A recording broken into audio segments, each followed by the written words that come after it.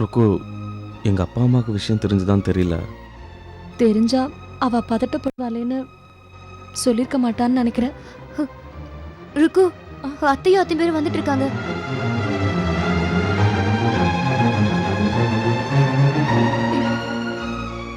இப்ப என்ன பண்றது?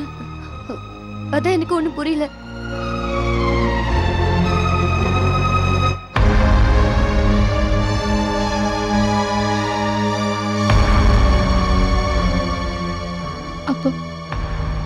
அப்ப நான் கிளம்புறேன், வரேன்.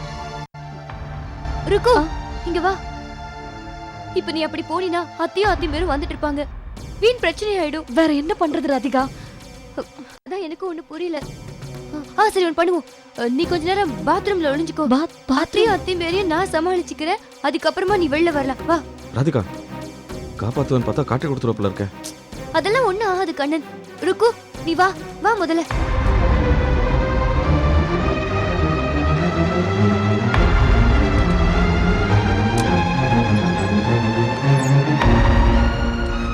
கண்ணா, கண்ணா,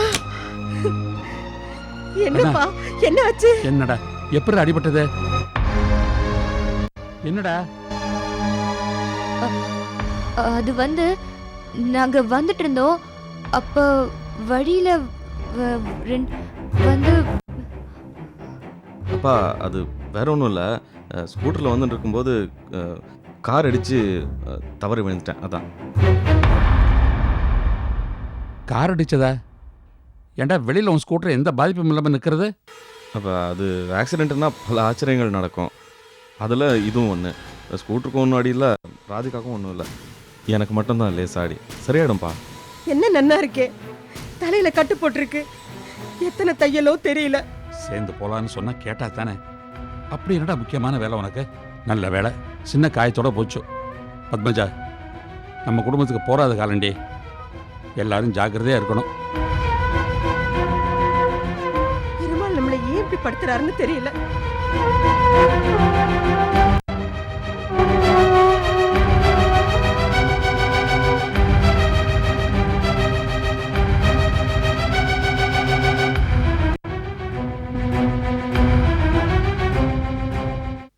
வலிக்குதா? டேப்லெட் சாப்பிட்டியா? இனிமேதான். கொடுக்கட்டுமா? உட்காருங்க. எங்க பையன்தான், பயப்பட முடிய ஒண்ணும் இல்லையே. பயப்படுறதுக்கு எதுவுமே இல்லை, சின்ன காயம்தான். 3 தையல் போட்டிருக்கு. நீங்க இன்னைக்கு ஈவினிங்க கூட டிஸ்சார்ஜ் பண்ணி வீட்டுக்கு கூட்டிட்டு போயிடலாம். இது பாருங்க, இன்னும் 2 hours கழிச்சு நான் அவருக்கு பெயின் குறையறதுக்காக ஒரு இன்ஜெக்ஷன் போடுறேன். நீங்க நாளைக்கு மறுபடியும் அவரை என்கிட்ட செக்கப்புக்கு கூட்டிட்டு வாங்க. ரொம்ப தேங்க்ஸ் டாக்டர். பாத்துக்கோங்க. கண்ணா, பயப்படாதப்பா. சாயங்காலம் டிஸ்சார்ஜ் பண்ணுறேன்னுட்டா ஆற்றுக்கு போயிடலாம். தைரியமாக இருக்க.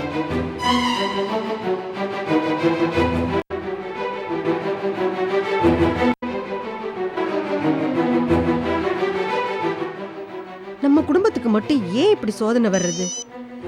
பேசாம நீங்க எங்க கூடவே வந்திருக்கலாம்.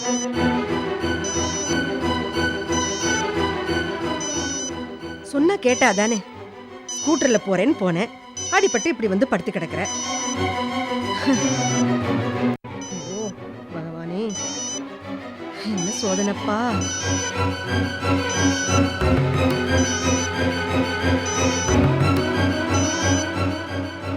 அது என்னமோ கத்திட்டே இருக்கேம்மா, அது என்னன்னு தான் கேளேன்.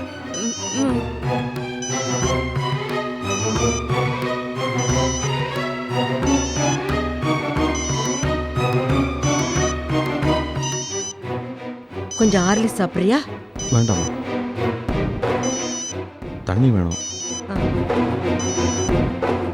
பத்தோ, கிளாஸ் டம்ளரை கழுவி கொடுறே. பாத்ரூம் போய் கழுவிட்டு வரேன். ராதிகா, உன் அத்தையும் மாமாவும் இன்னும் வரலையா?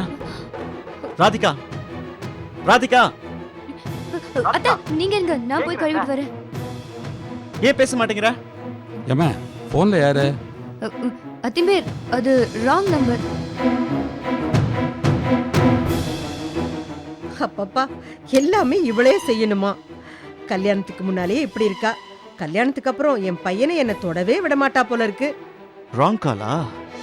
எனக்கு இதுவும் வேணும், இன்னமும் வேணும்டி. அமெரிக்காலேருந்து வந்து எங்க அப்பா அம்மா கூட பார்க்க உன்னை பார்க்க வந்தேன் பாரு, எனக்கு வேணும். தேங்க்ஸ் ராதிகா.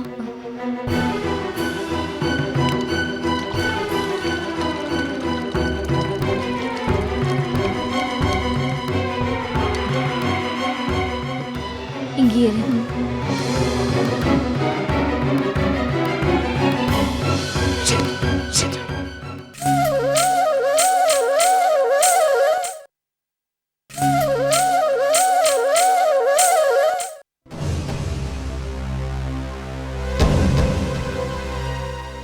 என்னங்க என்னங்க ஆ?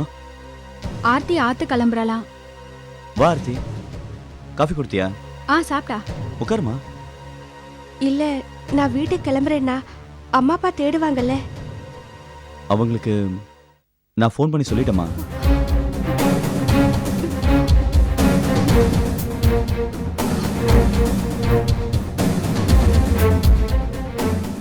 பயப்படாத, ஆத்துல இருக்கான்னு மட்டும்தான் சொன்னார், வேற எதுவும் சொல்லல.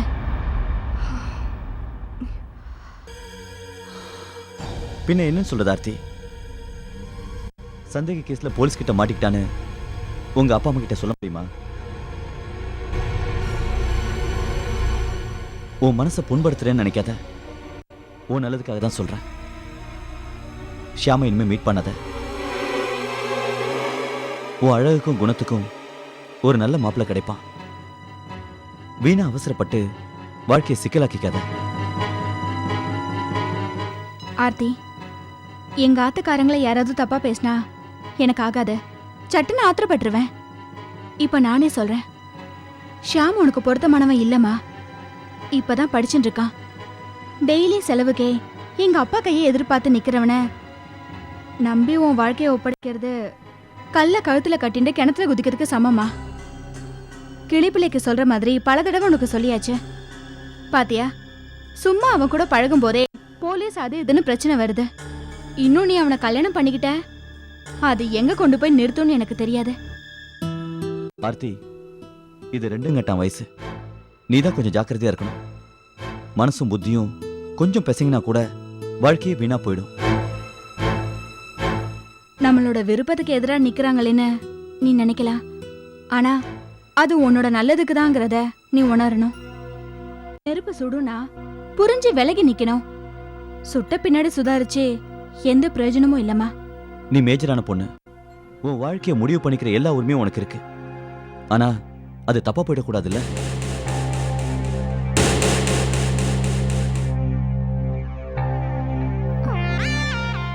என்ன அர்த்தம் எதுவுமே பேச மாட்டேங்கிற? நீங்க சொல்றபடி நடந்துக்கிறேன்னு ஒரு வார்த்தை சொன்னா நாங்க 2 பேரும் எவ்வளவு சந்தோஷப்படுவோம்.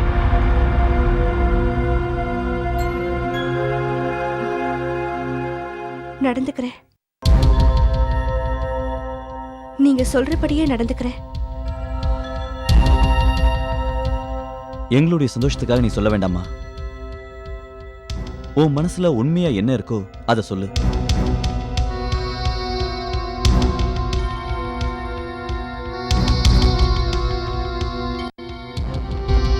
சொல்லு ஆர்த்தி. இனிமே நான் அவரை சந்திக்க மாட்டேன். நீ அவனை சந்திக்கிறியா இல்லையாங்கிறது முக்கியம் இல்ல. உன் மனசுல இருந்து அவனை கம்ப்ளீட்டா ரிமூவ் பண்ணிடு, அதான் முக்கியம்.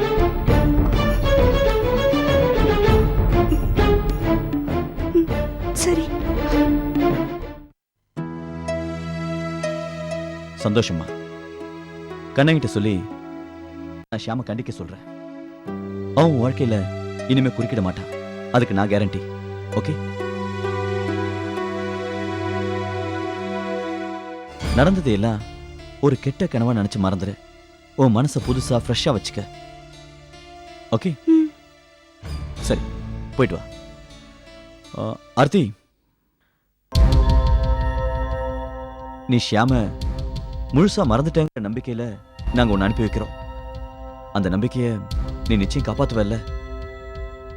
காப்பாத்துவேன். ஓகே, பாய்.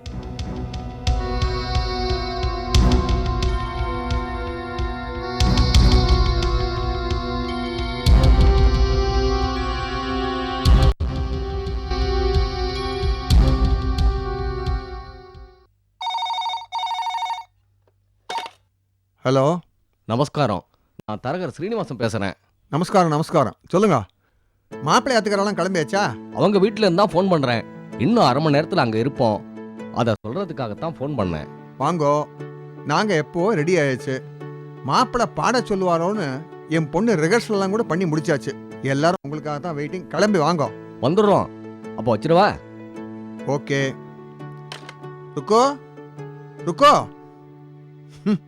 பொன் பார்க்க வரான்னு தெரிஞ்ச உடனே இந்த பொண்களுக்கெல்லாம் எப்படிதான் இப்படி ஒரு வெக்கம் வரதோ தெரியல. ருக்குமா அலமேலோ. ருக்கு எங்கடி? ருக்கு சீதாத்துக்கு போயிருக்காண்ணா. சீதா வீட்டுக்கா? நாசமா போச்சு. என்னடி சொல்ற? ஏண்டி மாப்பிள்ளை ஆத்துக்காரா என்ன அரை மணி நேரத்துல கிளம்பி வர போறான் தரகர் போன் பண்ணி சொல்றார். ஏண்டி யார கேட்டுன்னு நினைச்சா? கத்தாதீங்க. சீதா விட என்ன 10 மைல் தூரத்திலயா இருக்கு? இங்க தானே இருக்கு. இத வந்துருவா. நன்னா திமிர் எடுத்து அலையறாள். இப்போ மாப்பிள்ளை ஆத்துக்காரா வந்து பொண்ணு எங்கன்னு கேப்பா. இதே பதில சொல்லு. கொல்லுன்னு சிரிச்சிட்டு வளப்ப ரொம்ப பிரமாதம் சொல்லிட்டு போவா. நீங்க என்ன பண்ற? அதுக்காக நான் சீதாத்துக்கு போக முடியுமா மாப்ள? பயம் போயிடுது. வாய் நன்னா வளர்ந்துருக்கு. இந்த வார்த்தா உங்க பொண்ணை தான் ஒழுங்கா வளர்க்கறதுக்கு துப்பு இல்ல. பேத்தியாவது கண்டிச்சு ஆத்துல உட்காந்து வச்சிருக்கலாம் இல்லையா? ஏண்டி இந்த சீதா நம்பர் எங்கடி? போன் நம்பர் கூட. அது அந்த டைரியிலே இருக்கும்ண்ணா. மண்டு ஒரு இழவும் தெரியல. நல்ல நாள் அதுவுமா வாயில நன்னா வருது. சீதா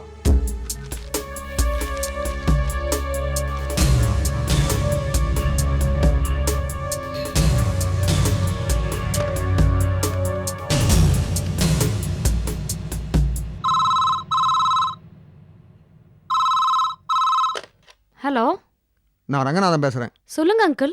என்னத்த சொல்றது? ருக்கு இன்னைக்கு பொண்ணு பார்க்க வரான்னு உனக்கு தெரியுமோன்னம்மா. இன்னைக்கு கூட கூட்டு வச்சு நடட்ட. அவளை சீக்கிரம் வீட்டுக்கு அனுப்புமா. அவ இங்க வரலையே. வரலையா? அவ இங்க வந்ததா யார் அங்கிள் சொன்னாங்க?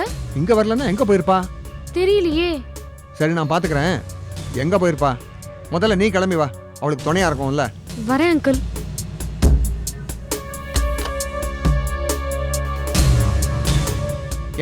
ஏண்டி என் மானத்தை எப்படி வாங்குற? வாயில வரத்தெல்லாம் சொல்ல வச்சிட போற. ருக்கு சீதா வீட்டுக்கு ஒன்றும் போல, வேற எங்கேயோ போயிருக்கா. வெளியில போற பொண்ணுகிட்ட எங்க போற ஏது போறேன்னு சரியா விசாரிச்சு வச்சுக்க வேண்டாம். அவ ஏதோ பியூட்டி பார்லருக்கு போறதா சொன்னாலே. ஐயோ, நான் தானே உங்ககிட்ட சொல்ல மறந்துட்டேன். அவ சீதாத்துக்கு போயிட்டு சீதாவை அழிச்சுண்டு பியூட்டி பார்லர் போறதா தான் சொன்னா. இப்ப அவ ஆத்துல இல்லைன்னா நேரா பியூட்டி பார்லர் தானே போயிருப்பா. இப்போ வந்துருவாண்ணா. ஏண்டி பியூட்டி பார்லருக்கு போறதுக்கு நேரங்காலமே கிடையாதா? நேத்திக்கே போய் சிவி சிங்காரிச்சிக்க வேண்டியது தானே? மாப்பிள்ளை ஆத்துக்கார வரதுக்கு இன்னும் அரை மணி நேரம் இருக்கு. அதுக்குள்ள நீங்க அங்க போய் இருங்கோ. அவ இப்ப வந்துருவா. எல்லாரும் சேர்ந்து என் வாயை மூடுறதுலயே குறியா இருங்கோ. நல்ல அம்மா நல்ல பொண்ணு.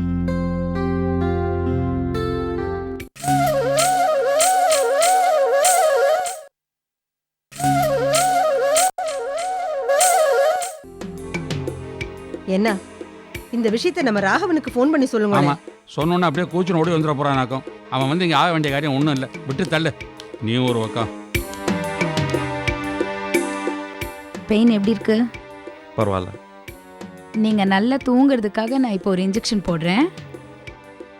தூக்கமா? வேண்டாம் டாக்டர். ஏன், இங்கே இருக்கணும்னு ஆசையா இருக்கா? வீட்டுக்கு போகணும்னு ஆசை இல்லை? இந்த இன்ஜெக்ஷன் போட்டுக்கிட்டு நல்லா தூங்கி எழுந்திருச்சா இன்னும் கொஞ்சம் வலி குறையும். ஓகேவா?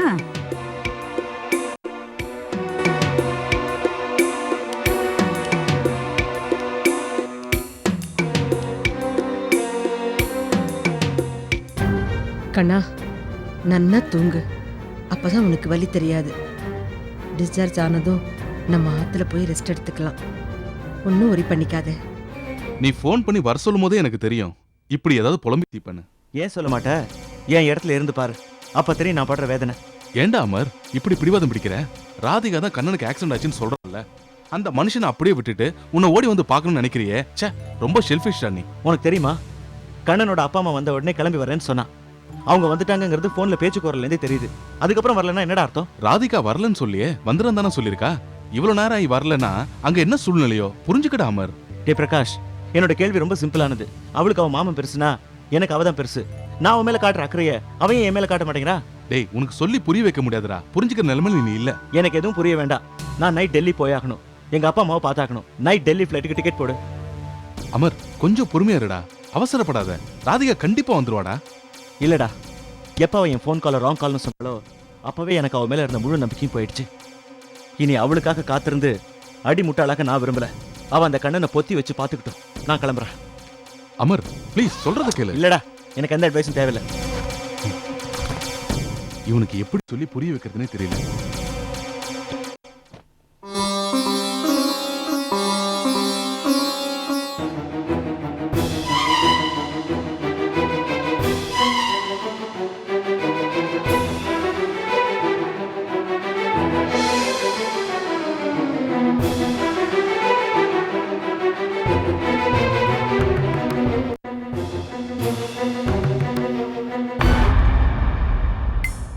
ஏம்மா ராதிகா, ஆ? நானும் வந்ததுலேருந்து பார்த்துட்டே இருக்கேன், ஒரே டென்ஷனாக இருக்கியே, ஏன்? அதெல்லாம் ஒண்ணும் இல்லையே, நான் நார்மலா தான் இருக்கேன். கண்ணை அடிபட்டதை அவளால தாங்கிக்க முடியல, அதான் கிடந்து அல்லாடுறா. அதான் நான் ஆரம்பத்திலே சொன்னேனே இல்லையோ, நம்மோட சேர்ந்து மொத்தமாக காரில் வந்துருக்கலாமோ இல்லையோ. பெரியவா சொன்னால் கேட்கணும், எங்கே கேட்குறா? சரி விடுங்கோ, சின்ன சிறுசுகள் ஏதோ ஆசைப்பட்டதுகள், இப்படியெல்லாம் நடக்கணும் அவளுக்கு தெரியுமா என்ன?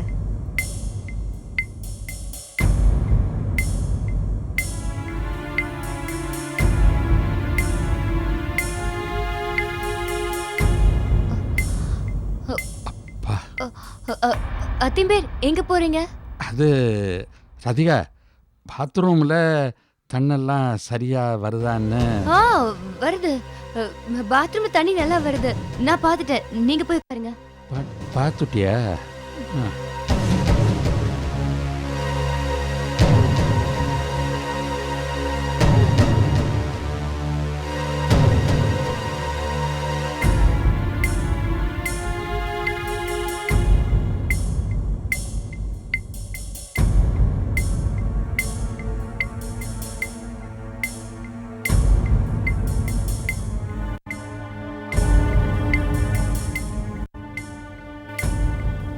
பத்தோ, கண்ணனை சாயங்காலம் டிஸ்சார்ஜ் பண்ணுறேன்னு விட்டா.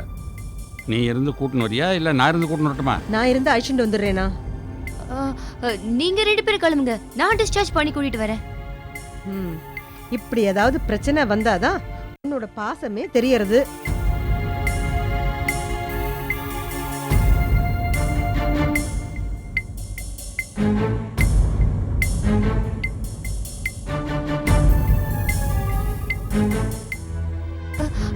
அத்திம்பேர் எங்க போறீங்க? அது வந்து ராதிகா, நேச்சர் கால் ப்ளீஸ், அவசரம். ஐயோ, புரிஞ்சுக்க மாட்டேங்கிறியே. அவசரம்னா பக்கத்து வார்டுக்கு போங்களேன். ஏம்மா? இல்ல, இங்க அவ்வளவா சுத்தமா இருக்காது. ஆஸ்பத்திரினா அப்படி இப்படி தாமா இருக்கும், நாம தான் அனுசரிச்சுட்டு போகணும். இல்ல அத்திம்பேர். ராதிகா, ஏன் மல்லு கட்டின்னு இருக்க? அவரை போக விடு. ஐயோ அத்தை, வழியே விடுமா, நீ வேற ஒரு பக்கம்.